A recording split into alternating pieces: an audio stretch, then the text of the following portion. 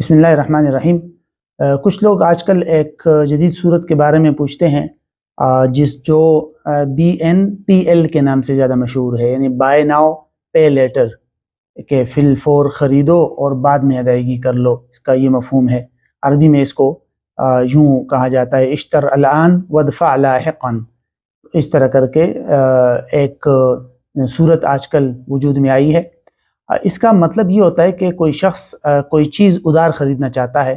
اور for example کوئی company ہے یا کوئی بھی جو بیچنے والا ہے، وہ اس ادار چیز کو فروخت نہیں کرنا چاہتا، وہ ادار نہیں فروخت کرنا چاہتا، نقد فروخت کرنا چاہتا ہے۔ تو اس بیچ میں کچھ لوگ آئے ہیں جو ان دونوں کے درمیان واسطہ بننے کی کوشش کرتے ہیں، اور ان لوگوں نے اپنی ایپس اور مختلف ایپ وغیرہ بنا کر یہ لوگوں کو پیشکش کرنی شروع کر دی، اور تاجروں نے وہاں ان ایپس پر اپنا مال وغیرہ کی نمائش کرتے ہیں اور اپنے چیزیں پروڈکٹس وغیرہ لگاتے ہیں۔ پھر جب انسان ان ایپس کے ذریعے جا کے چیز کی خریداری کرتا ہے تو وہاں مختلف آپشن ہوتے ہیں۔ ان میں ایک آپشن یہ بھی ہوتا ہے BNPL کہ فی الفور خریدے اور قیمت کی ادائیگی بعد میں کرے۔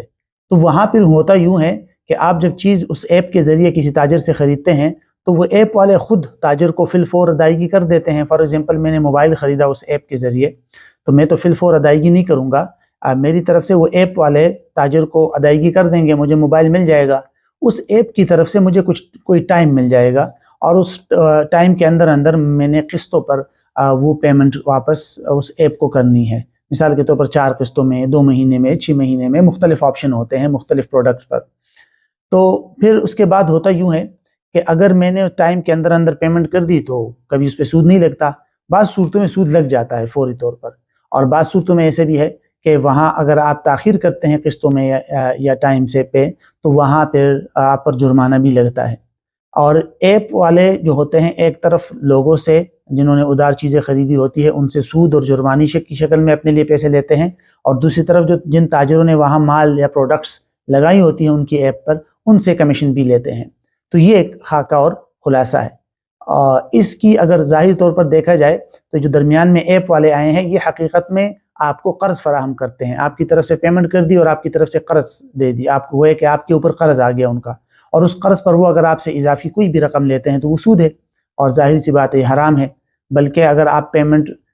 میں تاخیر کرتے ہیں تو سود کے علاوہ آپ پر مالی جرمانہ بھی لگتا ہے، اور مالی جرمانے کی بھی شریعت میں اجازت نہیں ہے۔ تو یہ دونوں صورتیں، یہ چیزیں جائز نہیں ہیں۔ البتہ تاجر سے کمیشن لیتے ہیں تو اس کی ایک جائز، اس کو آپ جائز کہہ سکتے ہیں کہ وہ تاجروں اور لوگوں کو آپس میں ملانے کے ایک کام کرتے ہیں ایک ایجنٹ کے طور پہ ایپ والے، تو وہ اس کی گنجائش ہو سکتی ہے، لیکن یہ والی صورت کی اجازت نہیں ہے، تو لہٰذا یہ جائز نہیں۔ البتہ اگر ان خرابیوں سے بچا جائے، مثال کے طور پر ایپ والے جو ہے جن کسٹمر کو قرض فراہم کرتے ہیں ان پر اس قرض پر کوئی سود نہ لگائے،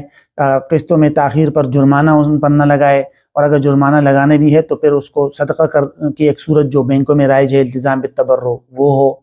یا اسی طرح، اور دونوں ان تاجر سے جو کمیشن لیتے ہیں ایپ والے اور جو کسٹمر کو قرض دیتے ہیں ان کو باقاعدہ الگ الگ ان معاملے کو رکھا جائے۔ اس طرح کچھ علماء نے کچھ شرائط بتائی ہے، تو ان شرائط کو ملحوظ رکھتے ہوئے کچھ اداروں نے ان کی جائز شکلیں شروع کی ہے، جیسے فیصل اسلامک بینک ہے اور الفلاح بینک ہے۔ انہوں نے کچھ علماء کی نگرانی میں کچھ جائز صورتیں شروع کی ہے، تو ان پر اعتماد کیا جا سکتا ہے۔ لیکن عمومی طور پر جو اس قسم کی ایپس ہیں جو علماء کی کسی نگرانی میں کام نہیں کرتے، ان پر اعتماد نہیں کرنا چاہیے، اور ان کے ذریعے چیزوں کی خریداری نہیں کرنی چاہیے، ان میں سود میں